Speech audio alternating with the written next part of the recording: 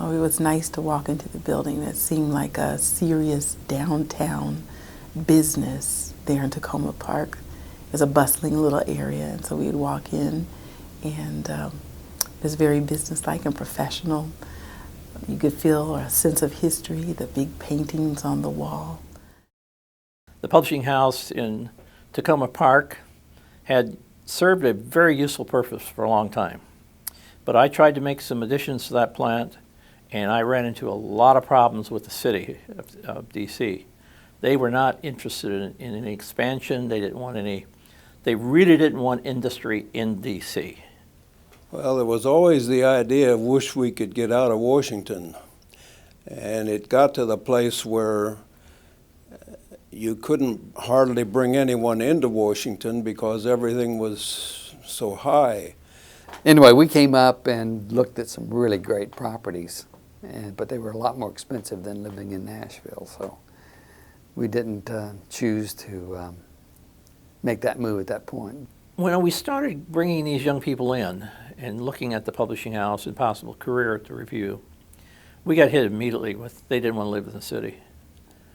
They wanted to be out in the country more, and it just got to be a real problem. And if there was any children in the families, they didn't want to move in the city. That plant was, it couldn't go any farther. You couldn't expand. As it was, you had the guy that was taking paper to the press room, had to go up an elevator 4 floors to go from the basement where the paper was to the press room. The warehouse was a quarter of a mile away over at the railroad tracks. We had the web press, I understand, was on an illegal foundation, shouldn't have been running. But when the web press went on, or we were half a block from the train tracks, if a train came through or the web press went on, and whoever was in the darkroom trying to make a print for litho, and you're there. Well, I need a 16 second print here, or 20 seconds. You turn the light on, to expose. Well, in that time, you have little vibrations. It makes a nice, soft, fuzzy picture. Committees were set up, and people went out from that committee to find locations. We spent time in looking at 60 sites in 4 states. We found a place in Fredericksburg, Virginia. We found a place in Frederick, Maryland, that were the 3 that were in the thinking at the end. It took a lot of research. We had maps, we had epicenters, and we went through the whole thing. Russ Weatherall was my right-hand guy putting that together for me and did a fabulous job. I had George Bowen on there, John Brown, Martha Schul. When they came to Hagerstown, I think they felt it was logistically excellent, but they weren't coming up with any property. And the realtor then told them that there was one option that they might investigate. It wasn't up for sale, but they might be able to persuade the person to sell. When I drove in that front yard, I saw the spot. And I told the guys, I said, I'm done looking. And we had a carload of guys. We were out looking, and ladies. I just felt impressed that this site had everything we're looking for. When you looked at Fredericksburg and being in a commercial area, and Frederick was tight in, all of the things here really was the Lord's leading, and everyone, I think, felt that. A beautiful farm, and Mr. Rooney was a banker. Mrs. Rooney, his mother, was in a nursing home. They went and talked to her about selling the land to a publishing house owned by the Adventist Church.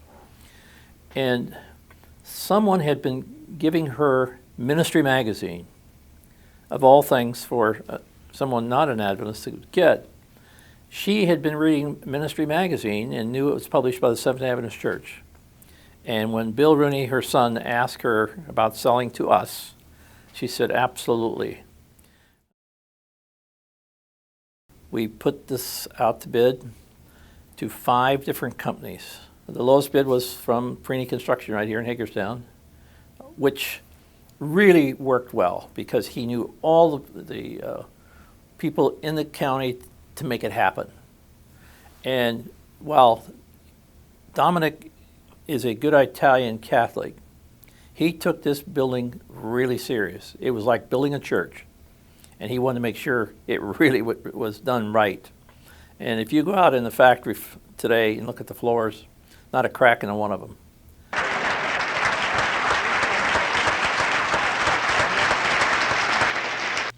It'll provide in jobs, among other skills in the community, approximately 250 jobs. There was a recession on at that time, and so they were delighted to get the job. And the bricks and block were made here. And soon backhoes and blasting equipment began to chisel away at the famous Washington County limestone. Weather conditions delayed actual construction until March 1, 1982. But it wasn't long afterwards that portions of the north wall started to emerge from what was so recently a fertile cornfield. As many as 70 block and brick masons worked on the project at one time, and trucks were busy bringing 7,000 cubic yards of ready-mix cement to pour 5.2 acres of cement flooring.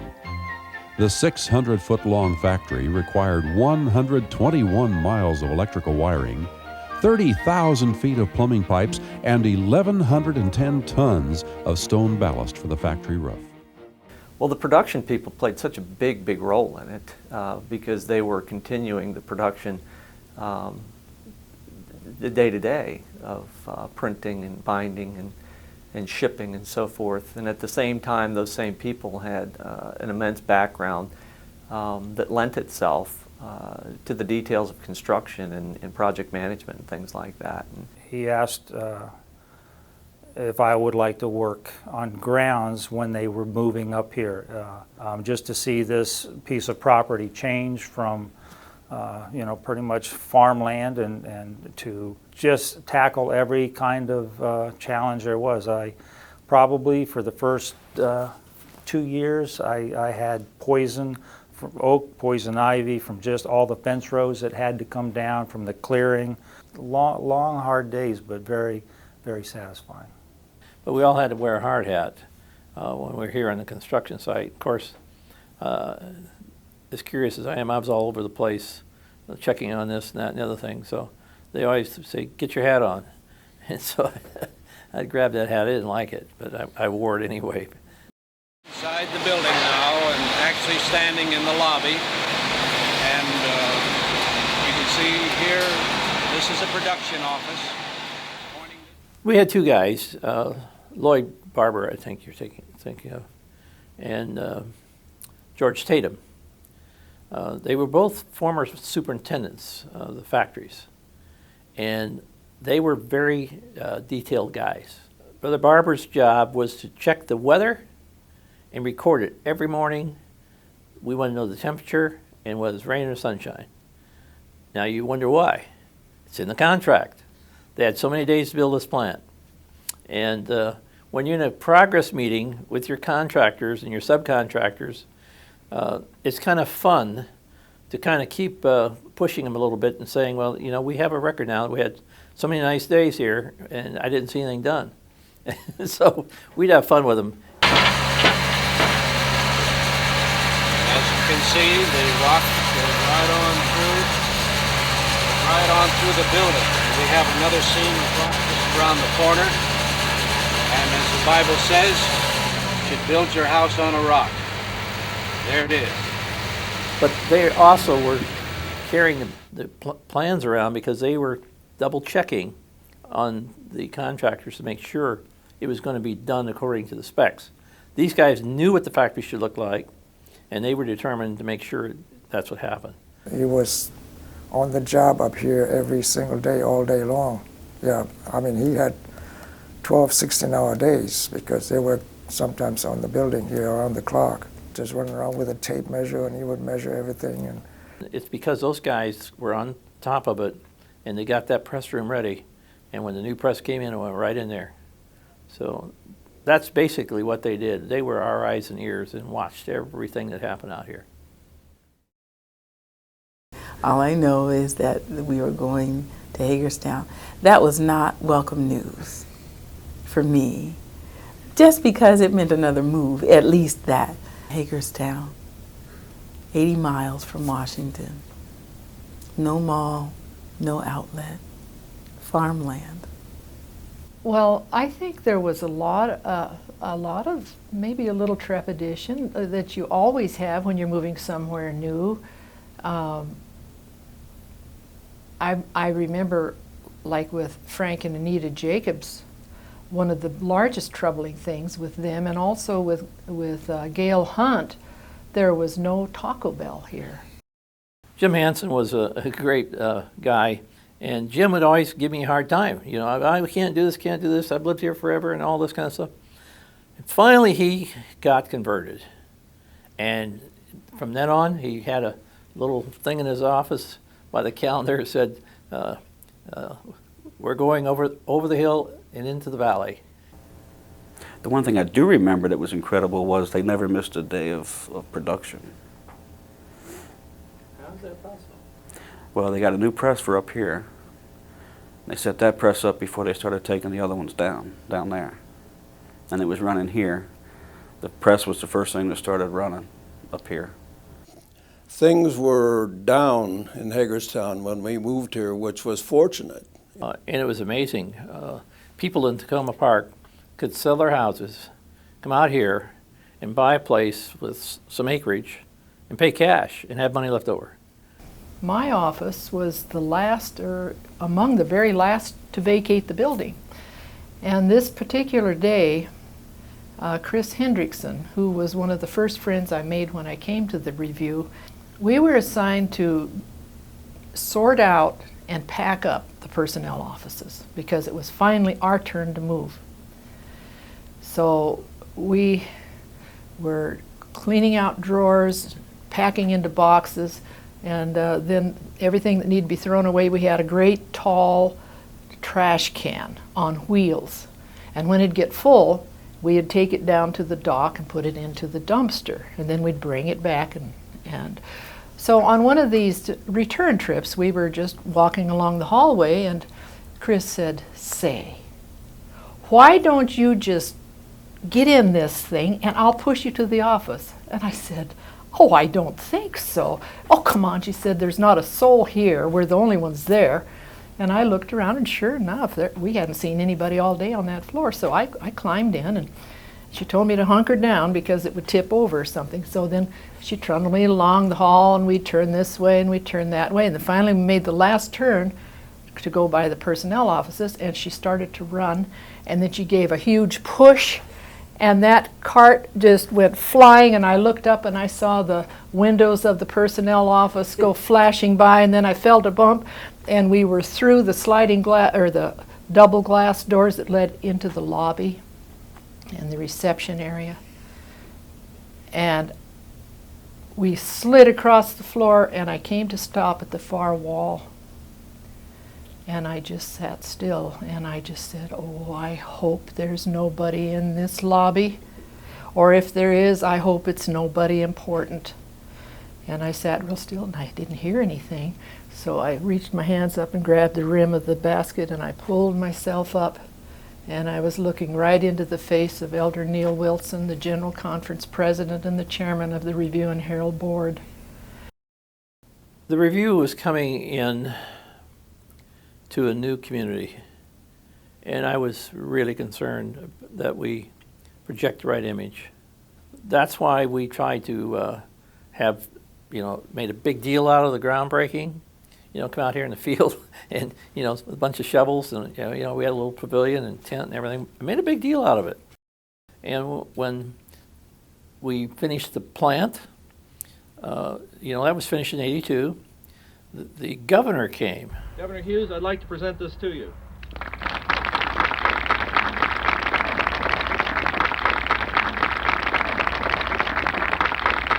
Thank you. All of those things brought people to us so we could explain it and they could see what we were doing. We even had an open house for all the people who worked on the building. Friday night before the whole event started, we had a dinner here. We invited all our families, and we had every contractor, subcontractor, everybody come here and take a little tour. It was kind of a little bit hair-raising because the last thing to be finished was the steps downstairs in the lobby, coming up those steps. And they were setting those steps while we were setting up the banquet that night. So it came pretty close, but we got it done. I was involved in decorating in the bathrooms and putting up seeing where the mirrors went and all those kinds of things. Just whenever they'd give a call, they wanted somebody to come and eye something up, I'd go down and see what I could do to help and soothe things. Everybody who worked here was a stockholder. They owned the place and they were freely expressing their opinions. I just can't imagine how difficult that could have been for Rose, but she did not ever turn a hair. We were putting up all these drapes and everything. We had a long list of things that had to be completed before the open house took place. So we were just working from early morning till evening trying to get it all together because we wanted everybody to see it at its best. Before the grand opening in '83, there were still some touch-up things to be done around the building, and so employees volunteered their time, and we all came in and painted and cleaned up, washed up, and got ready for the open house on our own time, and we were all happy to do it. So it was good.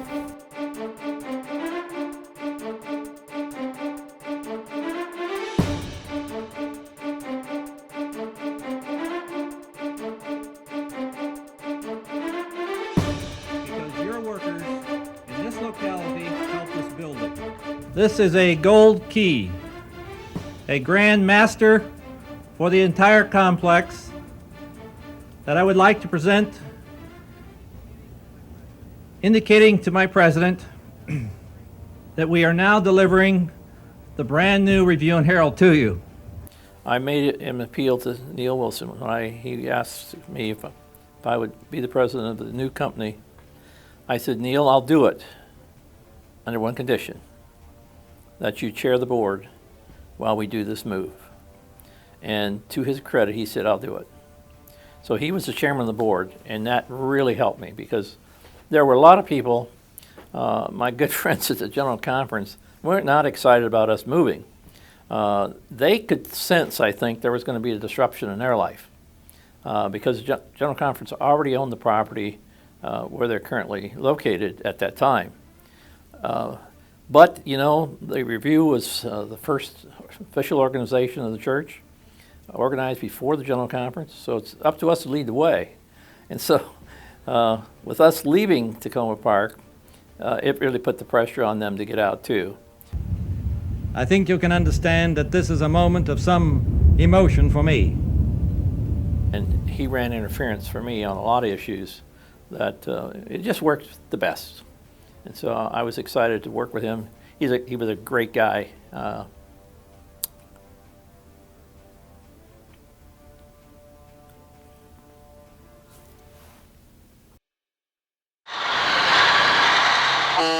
I was very proud to be connected with an organization that could do something in that magnitude with such flawless grace. I think God just blessed, and He had the right people in the right place to see that it unrolled flawlessly. One of the things when we came to Hagerstown, we had several work bees where we'd go into town, and I remember one in particular that the whole Review and Herald family, a good portion of it, went in and cleaned up City Park. We did some repairs, and there was a mason over there, and they took some of our skilled people from the house here, and they went over and really worked hard, and it was just a way to let the community know that we were here to be helpful and to be part of the community. We weren't just coming over here on this property and settling in and being comfortable. We wanted to do something positive for them as well. Once we did a Easter sunrise service down on the ball field area. And I mean, it was a big deal. We had people making Roman armor back in the factory, and choirs and musicians. And I tell you, standing out the front window of this place before dawn and watching those cars come in, it still toast. We had cooking schools and those kinds of activities that did draw people. Another project that I remember working on with Penny and the cover committee and all the marketing team and was the startup of the Joe Wheeler Christmas in My Heart series. And I have to say, and I think Penny would back me up on this, nobody thought that was going to succeed. Christmas stories, you can only sell them for a couple of months of the year. Old Christmas story. I remember Lee was working on Message, and he had some great things, Stevie Wonder, the Oprah cover, you know, that was kind of famous there for us for a while. It's my first time working in a Christian institution, so I was proud of my work, you know, doing the Bible story covers. I did tens of thousands of those, and the commentaries and all the devotionals and all the school books. We did Skill Pack and Study Book, all the Skill Pack covers. I was on the cutting edge of that, so I was actually, you know, doing my little part in spreading the word, little as it was, but it was important. SDA hymnal, that was a major project, yeah. Ray Woolsey and I sat on their committee. But as many of these great hopes and great controversies and all that we're running, it's just incredible that we're getting that much stuff out of here as quick as we are. The Ben Carson book, I remember Penny and I were invited to go to Johns Hopkins and watch him operate, which was pretty amazing. Malin and Dave, and they would have to shoot things, you know, different things for different magazines. So they would pull employees to model. And sometimes it would be just modeling for an artist. We would take kind of setup shots and send them to Lou Skidmore to make paintings. And sometimes they were shots that would be used. And I just happened to be the black guy. So I was in a lot of pictures. And, you know, I was willing to do it, but they said, oh, we need a black guy. Ask Ron. So I was in the pictures. And so Mom was like, man, you're in a lot of pictures. I said, well, I'm the black guy. Yeah, Carmela came up with a little twist on the song, red and yellow, black and white, you know, Jesus loves the little children. She said, red and yellow, Ron and white.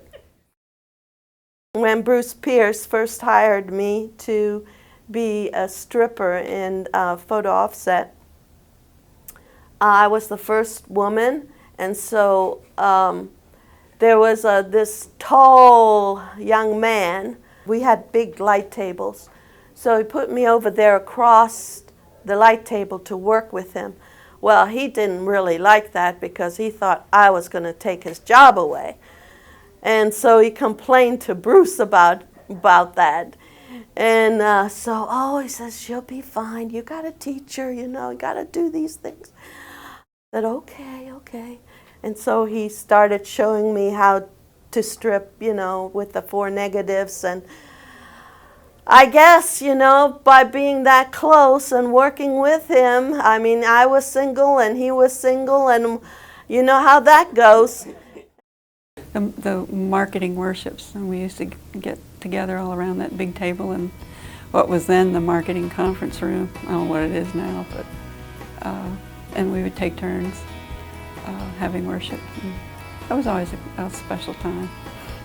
Most mornings it was dark and cold. That was a little warm, bright spot to start the day. Again, coming from the corporate world, the idea of starting every morning with your fellow workers in prayer was, I mean, people take that for granted who work here, but I sure didn't. I sure did not. That kind of was the tenor of my whole experience here, is that I was given the opportunity to do stuff. And much of the time I felt like I was about a foot underwater but it was sure fun. If I'm going to drown, it's sure a good way to go.